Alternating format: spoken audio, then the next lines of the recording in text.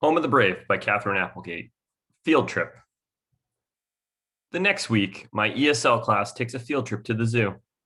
Field trip is another English trick, like raining cats and dogs in a barrel of laughs, because there is no field and it's not a far trip, like the one I took from Africa.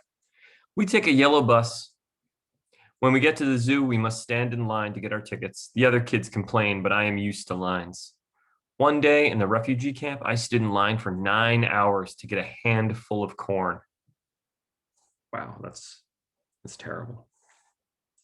At last, the guiding lady walks us past birds and lizards, fish, butterflies, zebras, and elephants. We're looking for animals from our homelands.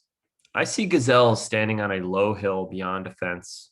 I remember such animals bounding through tall grass like the air, like wingless birds. I wonder, how did they come to be here in this strange, cold world? They flick their tails and check the horizon for danger. They're safe here, but they don't know it. We visit the petting zoo with its animals for touching, who will not eat your hand. There are goats and chickens, pigs, a llama, and a turkey, but no cows. We were supposed to be watching the animals, but I can't stop looking at the people looking at the animals. A class of little children laughs at the pigs, rolling happily in cold mud. Their class looks like our class, or maybe we look like them, many colors and shapes and words. Of all the things I didn't know about America is the most amazing. I didn't know there would be so many tribes from all over the world. How could I have imagined the way they walk through the world side by side without fear, all free to graze at the same sky with the same hopes? It's a really important section here about America. I didn't know there would be so many tribes. What do you think that means? Tribes from all over the world. What would Father have said to see such a thing? My brother. What will my mother say? I walk behind my classmates to the next exhibit. But I am not alone. My family is with me. And every sight is something they cannot see, and every hope is something they cannot feel. To carry them, unseen as wind, is a heavy burden. The question. All afternoon, my belly aches. Maybe I should have eaten more, I tell myself, but I know the hurt of hunger well. Hunger is a wild dog gnawing on a dry bone, mad with impatience, but hoping still. It isn't hunger I feel today. This pain is worse, one without pity, like an icy ache or an icy night. The pain is a question, the one my heart will not stop asking. Why am I here when so many others are not? Why should I have a desk and a pair of fine jeans and a soft place for my head to rest? Why should I have the freedom to hope while my brother and father sleep in bloodied earth? I should not take these gifts I do not deserve, and yet I know I will take them.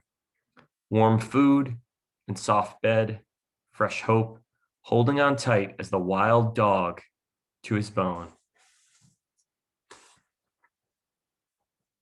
Apple. Before ESL, we have homeroom. I don't like it much. In my homeroom are only 3 other ESL students, and I don't speak their words. All the rest are American.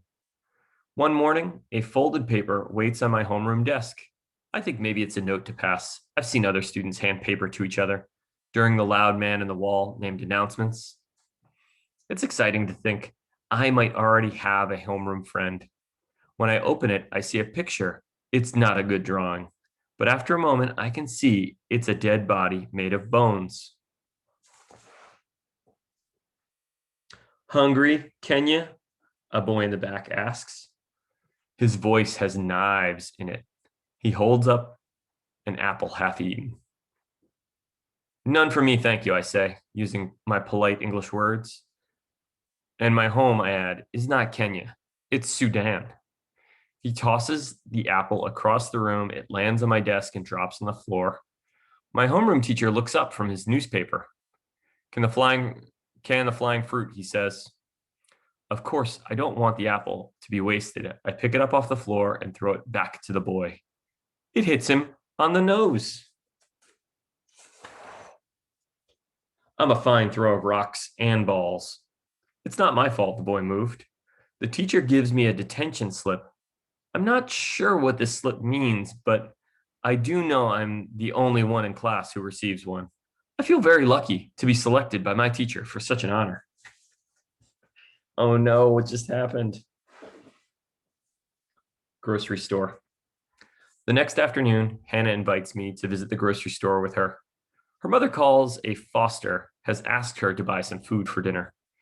We take another bus to a place of many cars in neat rows. By the time we get there, the sun has already said goodnight. That's it, Hannah says. Safeway. There isn't enough food in the world to fill such a building, I say. I follow her inside and she grabs a shiny cart. You don't pay for the fine cart, I ask. You just borrow it, she explains. The grocery store has rows and rows of color, of light, of easy hope. Hannah moves down the aisle, but I stand like a tree rooted firm. My eyes too full in this place with the answers to prayers on every shelf. Hannah glances over her shoulder. You okay? She asks. I reach out and touch a piece of bright green food I've never seen before, and I begin to cry. Hannah rushes to my side. It's okay, she says. We can leave if you want. She takes my hand and we leave the empty cart and go outside. We sit on the icy bench and wait for the bus. A car whooshes past. Its lights cut the gloom like the eyes of a great cat prowling for food in the moonlight.